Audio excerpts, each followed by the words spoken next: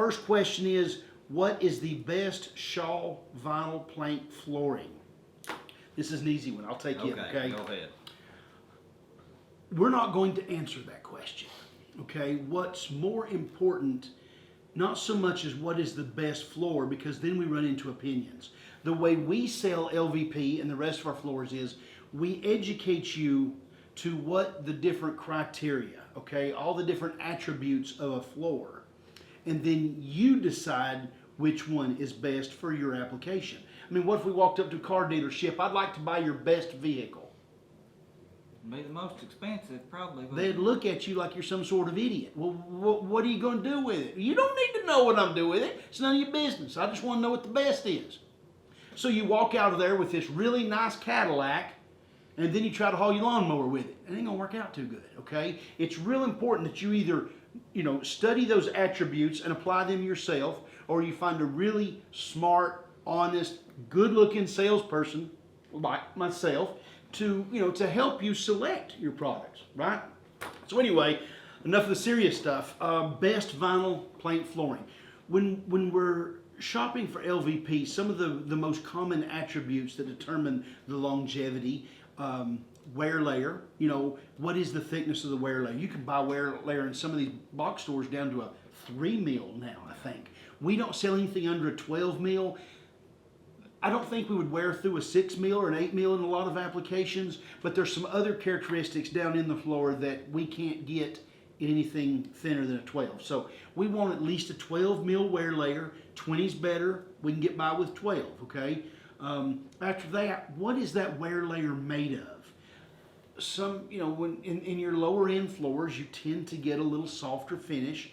I personally love aluminum oxide, okay? Our 7 series from Shaw features an aluminum oxide wear layer.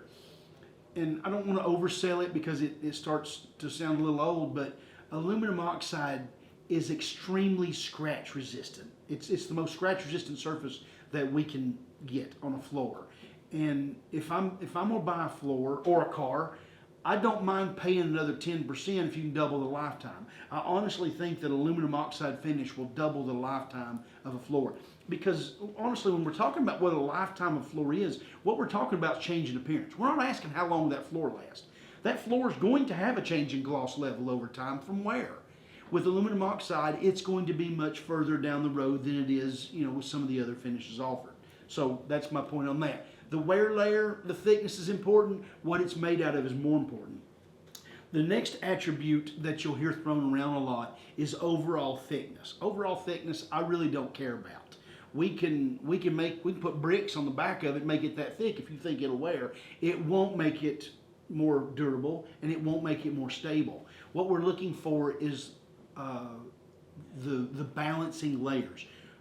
LVP is made not unlike a piece of plywood where they alternate the levels or the layers.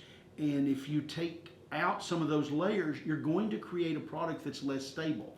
Stability is probably just as important as that wear layer on the top. You can't see it until you have problems. You have problems with stability, now you've got some serious issues. You've got floors that are pulling apart, or you've got floors that are expanding and rising up, and you don't want that. It's all about stability. And a lot of the control of the stability you have, is your house, or you have a tremendous amount of direct sunlight? Do you have a lot of high humidity or humidity changes?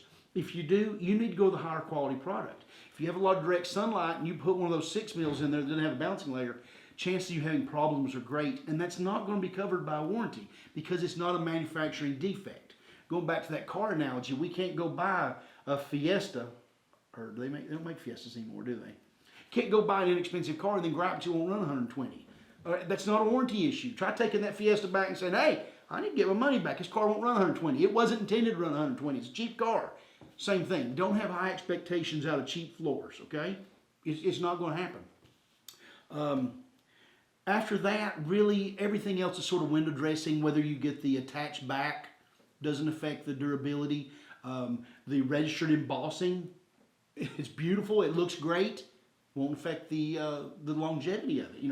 Our top floors will have registered embossing. Does that mean they're better than a floor that doesn't have it? No. It's just another attribute, okay? So what we do when you get on our landing page, our LVP landing page, it should be up in a couple of weeks. We try to define and exemplify all of these attributes and let you decide what's important to you. You want air conditioning on this car? If you do, you're going to have to pay for it. If you don't need it, then don't buy it, okay? So look through the different products, look through the attributes, find out what's important to you, and then buy you a floor that has them. None of our LVPs are expensive, okay? None of them are going to break you up. So just find what criteria you need to make you happy long term. Pull the trigger. Next question. Did I go on a little too long on that? Yeah, a little too long, but you did a good job. Thanks, Jason. You always were the nicest brother. I know.